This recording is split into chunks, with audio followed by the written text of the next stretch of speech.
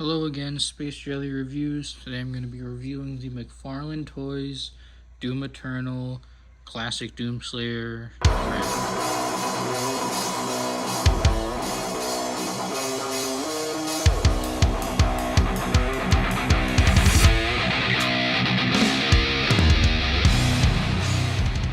From Doom Eternal. We'll start off the review with measurements. So he stands, give or take, a little over 7 inches, which makes him a little over 18 centimeters. So, also do some comparisons because I know that they look good together. Doomslayer and Master Chief. Master Chief is appropriately taller. I don't know if he should be I think he should be a little taller, but he has a helmet on, so I guess he has a helmet on too. But I guess it's good enough for display with the both of them. We'll compare him next to Lobo. Lobo's pretty tall, but he's still, I think it's still decently sized. Next to Mortal Kombat Spawn. Decent scale. And next to the DC Multiverse Azrael Batman. Yeah, so I think it's a good scale. Good height for the Doomslayer, especially at 1/10 scale or whatever scale he usually makes his figures in. Accessories, he came with his super shotgun, but I guess you can count these as accessories too because you can take them off pretty easily. His sword and his cannon in the back, if you don't want to display them with them. So I guess these count as accessories. And the super shotgun. Put them back on. And then we can talk about the aesthetics. The aesthetics are, objectively, there's a few problems, but subjectively I really do like how this figure looks. The proportions are pretty good for McFarlane Toys. He usually messes up on it a lot, and the paintwork is actually decent because he actually does have a good amount of paint on him.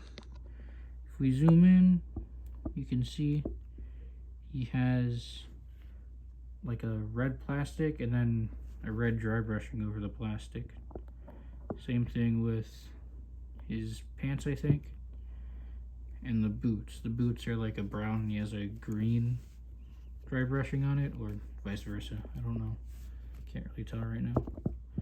He also painted they painted, I don't know if I'm pretty sure it's not just McFarlane. They painted the buckles on his forearm, which I would never expect to see from a McFarlane Toys figure. Usually they skip out on this stuff to save budget, but he does look good. He even has the shotgun shells painted on his belt. Same dry brushing on his back. The helmet also looks really good. It's a nice silver color. I think it's molded in it, but it does look nice. I think there's also a little bit of a wash in there.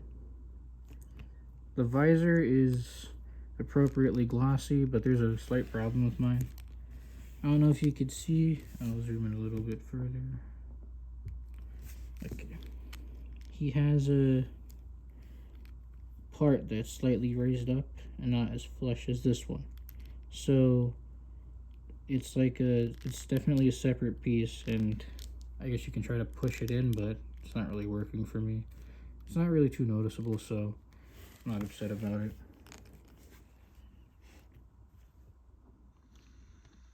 Okay, so articulation. Let's recenter it. We'll talk about this first. He has a big ball peg like I showed, connecting to the back.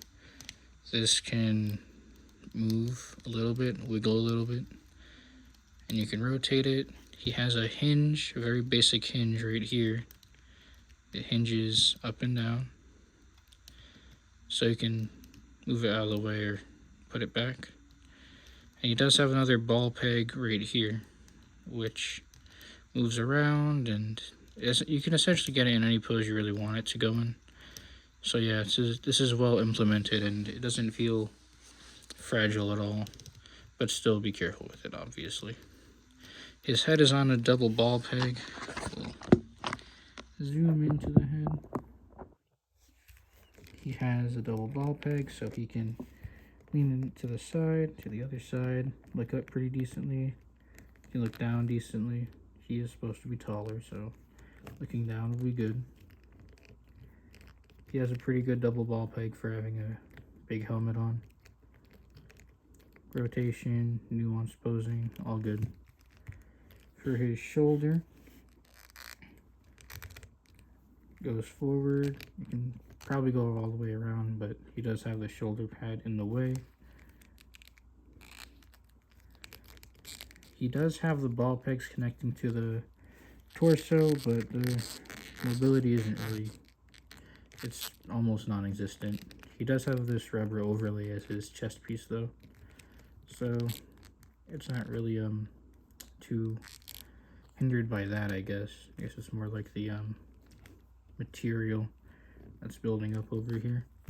This is where the aesthetics are kind of wonky, or they kind of get a little bad.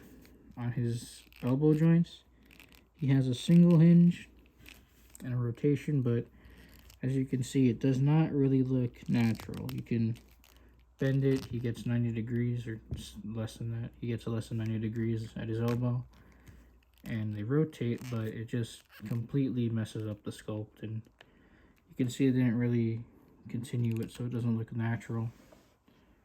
So yeah, I would prefer if he just did a normal single joint there instead of trying to go along with the sculpt, because it doesn't really look right, and you can see it cuts off pretty bad there, which is a shame because the sculpting on the arms is actually organic and nice looking. You can see right here he has a lot of detailing. It looks like real skin, and they decided to cut it up and make it all look all janky. But the nice matte finish on his skin kind of saves it though. This is painted on, I think. He arcs back pretty far. Hold on, let me zoom out. Surprisingly for McFarlane toys, he arcs back, and actually not surprising, but he crunches forward really nicely, which is something you almost never see with any of McFarlane toys. So whatever system they have going on here, just use that as like a blueprint for all the rest of the action figures. Honestly, I don't see how that would be a problem. Rotation, leaning side to side, up and down. Ball peg at the bottom of the waist too. That can also rotate and move side to side and forward and backward. Legs, full splits, really good. The diaper piece is a little big, so yeah, you can't really get it up too high. It's decent. Not really back a whole lot. Also, surprisingly for McFarlane toys, he has very good thigh swivel, so you can actually do it now. And it's almost like he can do this for all of his figures without actually putting a thigh cut in it. Very strange. He has a single jointed knee, which is not very good, not very much range at all.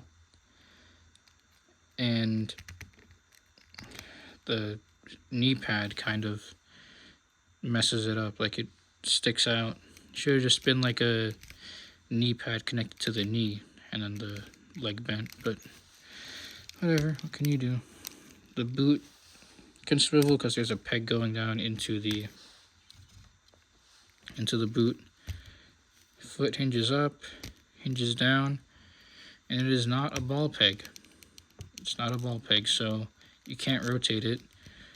He does have an ankle rocker, but you have to rotate the boot in order to get it to work how you would want it to. So the articulation isn't great. However, I think it'll be good enough. It'll be good enough to get him into a cool pose and stand him on your shelf.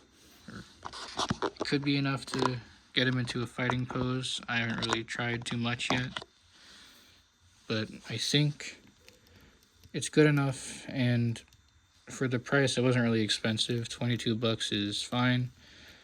It's still on the website, on his toy store, but I have a feeling that it's gonna sell out pretty soon, just like the other Doomslayer figures, and they go for way too high of a resale price. So overall, I think it's a good buy. $22 is not that much money, and he's a decent figure. So yeah, thanks for watching, and thanks for watching all the other videos too. All feedback is welcome. See ya.